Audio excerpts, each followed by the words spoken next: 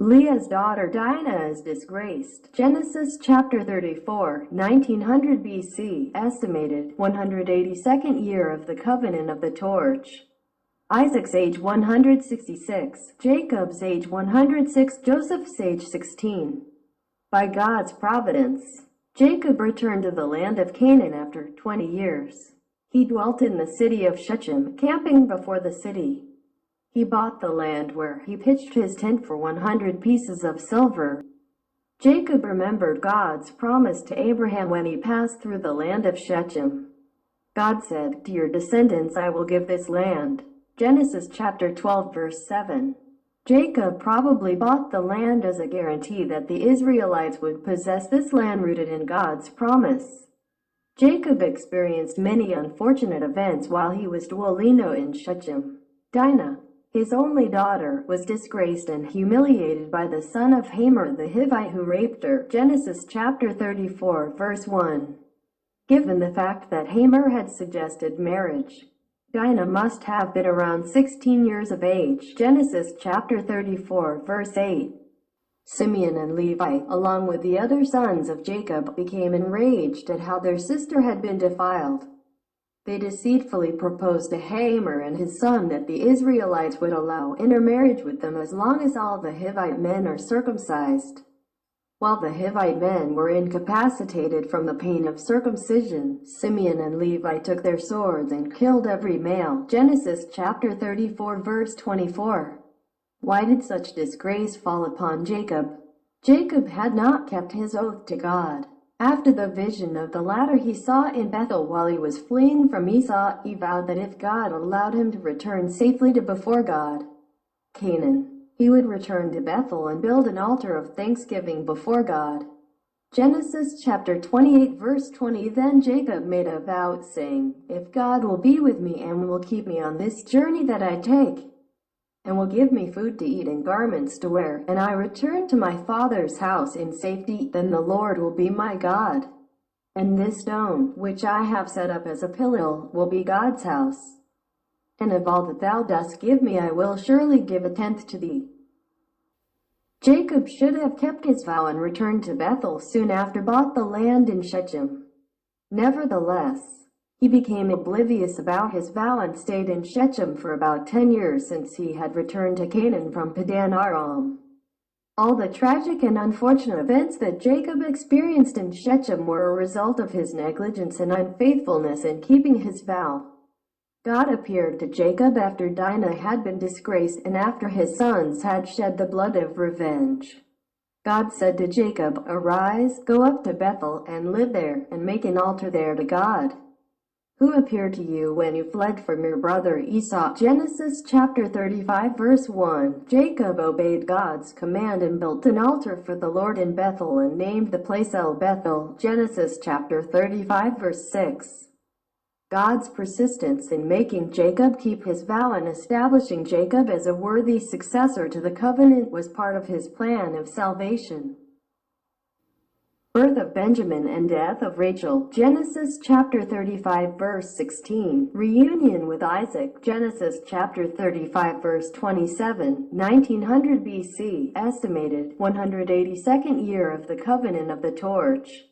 Isaac's age 166, Jacob's age 106.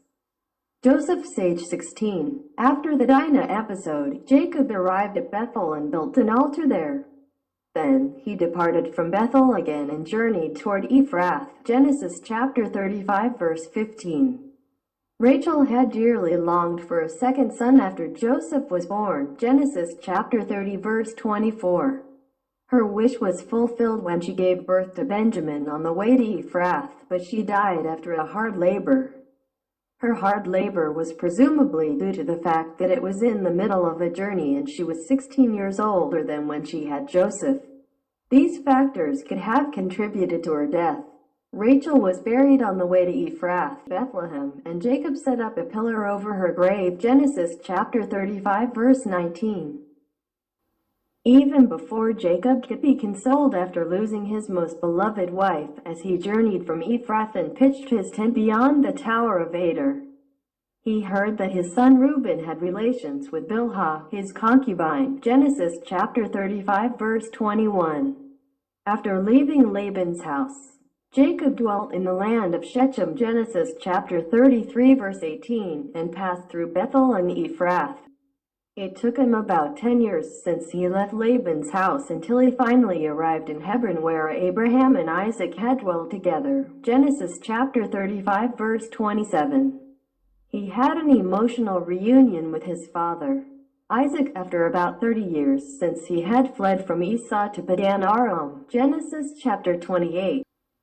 The 30 years is the sum of the 20 years of his stay at his uncle Laban's house and about 10 years of his stay Shechem after his departure from Laban's house. Isaac was now about 166 years old, and Jacob was 106 years old, so it is estimated that Jacob lived 14 more years with Isaac until Isaac died.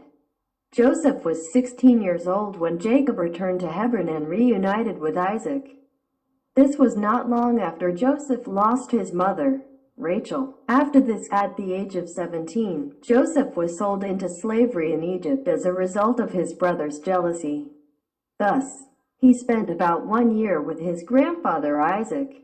Joseph was probably greatly influenced by Isaac during this year. 1 year was a short period of time, but it was the precious time needed to inherit the covenant and deeply establish the root and foundation for his faith.